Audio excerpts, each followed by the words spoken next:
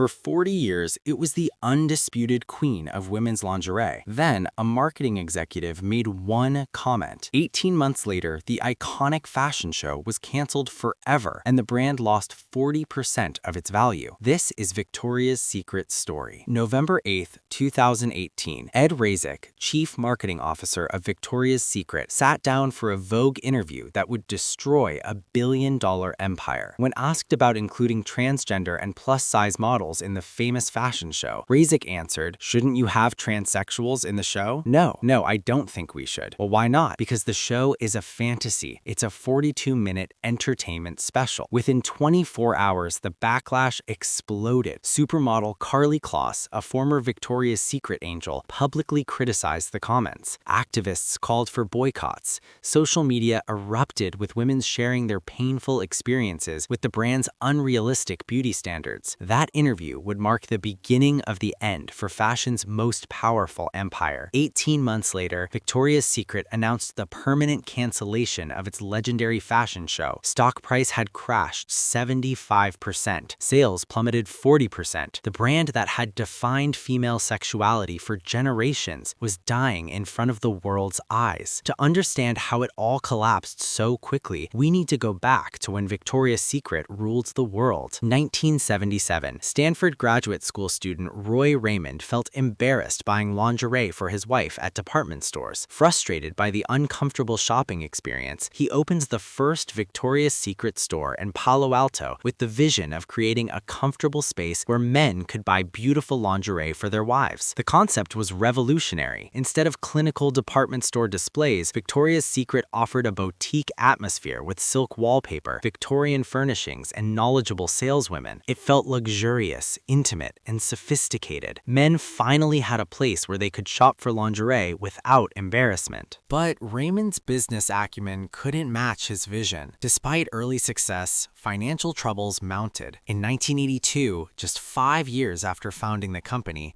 he sold Victoria's Secret to The Limited for $1 million.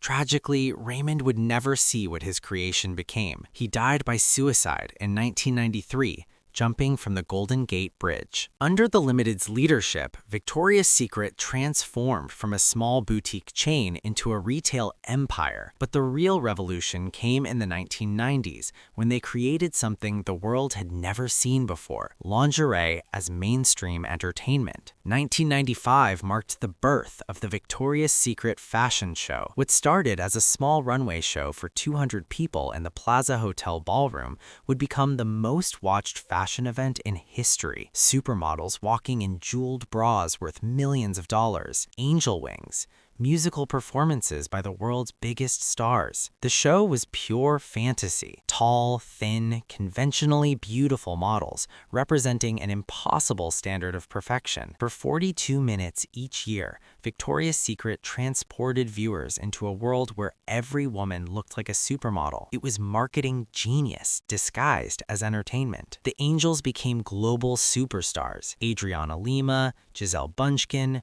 Heidi Klum, Tyra Banks.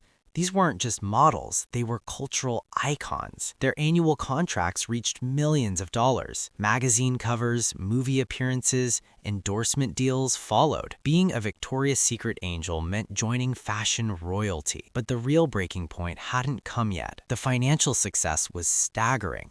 By 2015, Victoria's Secret controlled 35% of the entire U.S. underwear market. Annual revenue exceeded $7 billion. The fashion show attracted 9.7 million viewers, making it one of television's most watched specials. Competitor brands couldn't even compete for attention. The brand's influence extended far beyond retail. Victoria's Secret defined beauty standards for an entire generation. Young women aspired to look like angels. The Victoria's Secret body became shorthand for physical perfection. Gym routines promised angel workouts.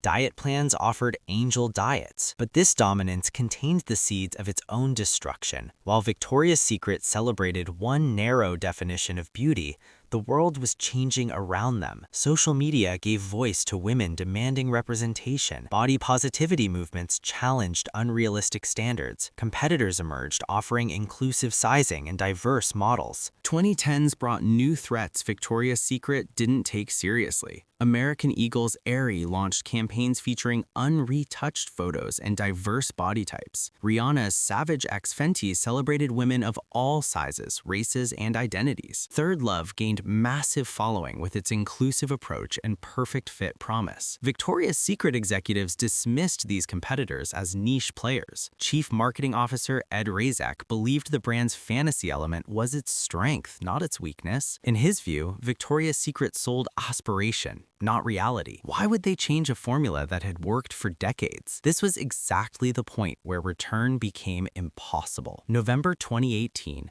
Ed Razek sat down with Vogue to promote the upcoming fashion show. The interview was supposed to generate positive publicity. Instead, it became a confession of everything wrong with the brand's philosophy. When asked about including transgender and plus-size models, Razek's response revealed the company's fundamental disconnect from modern consumers. Shouldn't you have transsexuals in the show? No, I don't think we should. Well, why not? Because the show is a fantasy. He continued, we attempted to do a television special for plus sizes in 2000.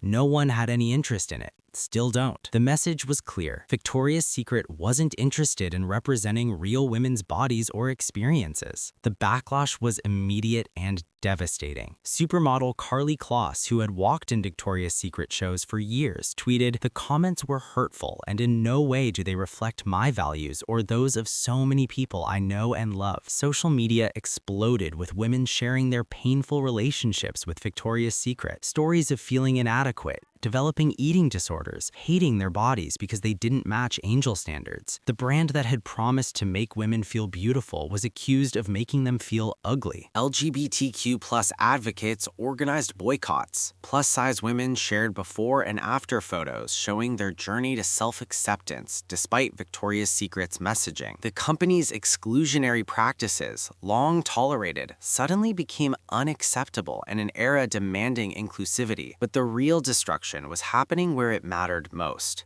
sales. The 2018 Victoria's Secret fashion show attracted only 3.3 million viewers, down from 9.7 million in 2013. Younger consumers, the brand's future, were abandoning Victoria's Secret for competitors offering better representation and values alignment. Savage X Fenty's 2018 show, streamed on Amazon Prime, featured pregnant models, breast cancer survivors, and body diversity Victoria's Secret refused to embrace. The contrast was stark. One brand stuck in the past, another representing the future of female empowerment. December 2018 brought Ed Razek's resignation amid mounting pressure, but the damage was irreversible. Victoria's Secret had spent decades building a brand identity around exclusion. One interview didn't create the problem. It exposed what many customers already felt. 2019 became Victoria's Secret's nightmare year. Sales dropped 7% as competitors gained market share. The company announced store closures and layoffs.